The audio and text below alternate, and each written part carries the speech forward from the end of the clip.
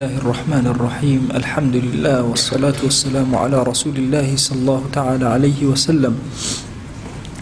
ربنا أرنا الحق حقا وارزقنا اتباعه وأرنا الباطل باطلا وارزقنا اجتنابه. ربنا آتنا في الدنيا حسنة وفي الآخرة حسنة وقنا عذاب النار. برزان خوشویستانم كتابي نيابي أذكار إمام النووي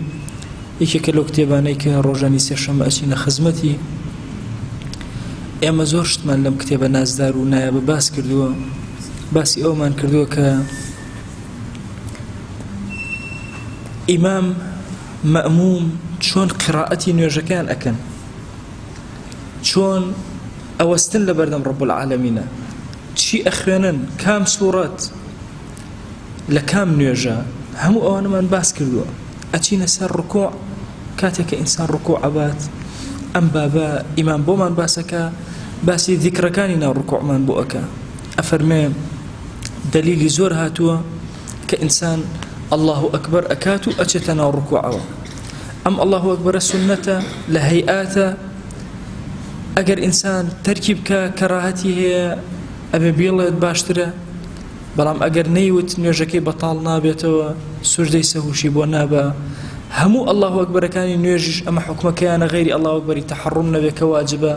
هەموو الله ئەکبەرەکانی تر سونەت و هەیئاتە، ئەگەر ئینسان نەشیکە نوێژەکەی بەتاڵ نابێتەوە. ئیمامی ئەحمەد لە ڕیوایەتێکە باسی ئەوەی کردووە کە الله ئەکبەرەکان واجبن. طبعاً مەذهبی ئیمامی ئەحمەد هەمیشە دووسێ ڕیوایەتی تایە. یەکێک لە ڕیوایەتەکان باسی ئەوەکە کە ئیمام واجبە کە الله ئەکبەری بینەکان هەمووی بخوێنە. لە مەذهبی ئیمامی شافعیشە دوو قەول هەیە، ئەصح ئاوهایە کە ئەم الله ئەکبەرانە پێویستیان بە درێژکردنەوە هەیە لەو شوێنانەی کە پێویستیان پێ هەیە. پێشتر باسمان کرد کە کاتێک کە ئەچیتە ناو ڕکوعەوە تۆ بە پێوەستاوی ئەلفی ئەڵڵاکە دەست پێ ئەکەی الله ئەکبەر تا ئەچیتە ناو ڕکوعەکەوە. ئیمام ئەفەرمێ ئەبەم شێوازە سونەتە لە مەذهبی خۆمانە، قەولی جەدیدە. ئەفەرمێ بۆچی؟ لئلا يخلو جزء من صلاته عن ذكر، بۆ ئەوەی هیچ بەشێک لە نوێژ لە ذیکر خاڵی نەبێ. لەو ئەچێگە تۆ بڵێ الله ئەکبەر ئەچیتە ناو ڕکوعەوە لەو بینە هیچ ذیکرێکت نەخوێندووە، بۆ هیچ بەشێک لە بەشەکانی نوێژ بێ ذیکر نەبێ. سونەت وایە الله ئەکبەر درێژکەیتەوە هەتاوەکو ئەچیتە ناو ڕکوعەکەتەوە، ئیستیقرارەکەی لە ڕکوعەکەتە. ئەو کاتە مەشغوڵ ئەبی بە تەسبیحاتەوە، تسبيحات لنا وركوعك دس بيك إلا تكبير إحرام نبي كباس ما نقول سنة وها إنسان درجي نكاته الله أكبر إلا ما قال كسيك نيتي بودا نمزري وكاتا الله أكبر كدريش أكاته وواجب أشترك كرتر بيبوي زوتر وتنتر بتوانه نيتك دا مزرينه أو نيتك بدل يا يتشن يجي أكا أبي لقل كلمة الله أكبر أو نيت لنا بدل يا هبي بوي نيجك يدرستو پسند بيت. آيات تسبيحات بخوانين پیغمبر جان صلى الله عليه وآله وسلم سبحان ربي العظيم سبحان ربي العظيم سبحان ربي العظيم مشغول وبم ذكروا أو تا فرماشتك حذيفة كنيجي دريج بالركوع دريج لنا وأمر ركوع درجات شيء أو هر أيو سبحان ربي العظيم سبحان ربي العظيم كأفرم بأندازي خني سورة بقرة ونساء لقال آل عمران أوندا سبحان ربي العظيم يوت. أجر كسيكتان شوننا الركوع ولا فرمايشتك أفرمي بله سبحان ربي العظيم ثلاثا فقد تم ركوعه أفرمي هرشك ركوعه هرشك سيكتان أجر شونا الركوع وتي سبحان ربي العظيم سبحان ربي العظيم سبحان ربي العظيم أو إت الركوع كي زور طوائي بردوا لصحيحين هاتوك شوي تناو الركوع وأشتواني أما بلي تنها مرجع سبحان ربي العظيم مثلا عرزم كردن جارك قوريني أم ذكرانا تشيجي تازا أدابا نيجكد بلي سبحانك اللهم ربنا وبحمدك اللهم اغفر لي سبحانك اللهم ربنا وبحمدك اللهم اغفر لي. أم دعاء أم ركوع لركوع سجود شاء سنة وها إنسان بيخوانه وأكري لبري سبحان ربي العظيم أما بخوانه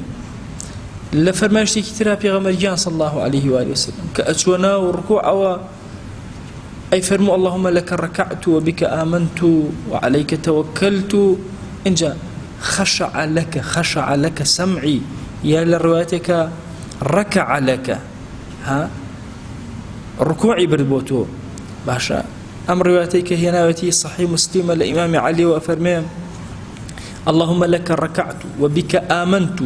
ولك أسلمت خشع لك سمعي وبصري ومخي وعظمي وعصبي خواجان بوتو ركوع برد بتو إيمان هنا تسليم بم بتو خشع لك خشوعي برد بوتو خواجان شي سمعي يكانم بستنم بصري بينينم مخي ناو إسقان كانم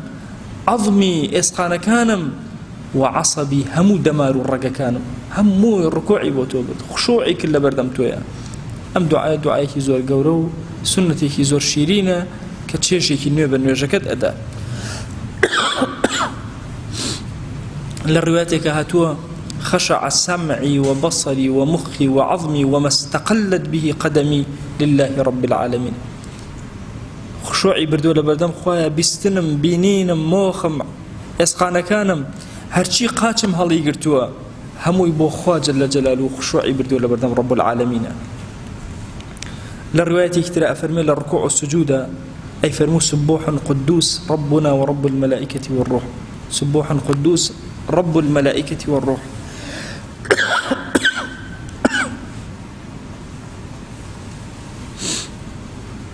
وشي سبوح بس سبوح يجي أخيان ريته سبوح قدوس كاميان باشترى سبوح قدوس باشترى يعني خواجان كل تقديس كل تسبيح أو تاويلي هاتو بوت الناوي أو بوت السبوح قدوس ربنا ورب الملائكة والروح يا رب الملائكة والروح للرواية اختراهات وكأفرمي فرمويتي سبحان ذي الجبروت والملكوت والكبرياء والعظمة سباس بأخوائك ذي الجبروت خاوني قوري وجبروت خاوني ملكوت هم مشتكي أو خاوني كبرياء وقوري خاوني عظمت للرواية اخترابكم الله أسانيدي صحيحة وهاتوا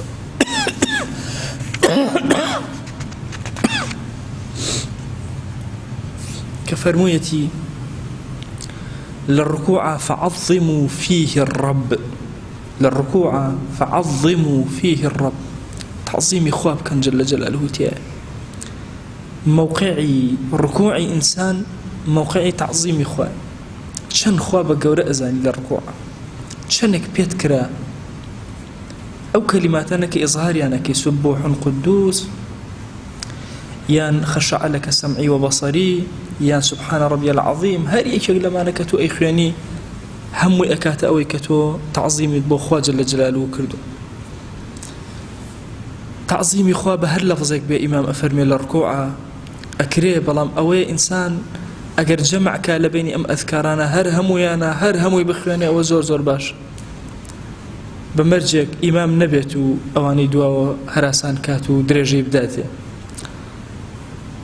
أجر سبحان ربي العظيم يكم جار بالله لهموان باشتره إن جا دواي أواني تري بدوا بره أجر تنها أوج بالله هر أكره سنة هاي كتسبيحات زور شو كتعظيم إخوة تسبيحات درك أدناي كمالج أو يسير تسبيحات سيجر بالله سبحان الله يا سيجر بالله سبحان ربي العظيم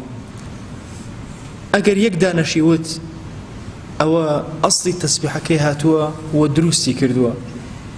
بلام فضيلتي قورة لوايا كإنسان سيجر تكراري تسبيح بكاتو أجر ويستي هندك لو أنا بخواني لهندي لكاتا كان وهندي كان لكاتي كي ترى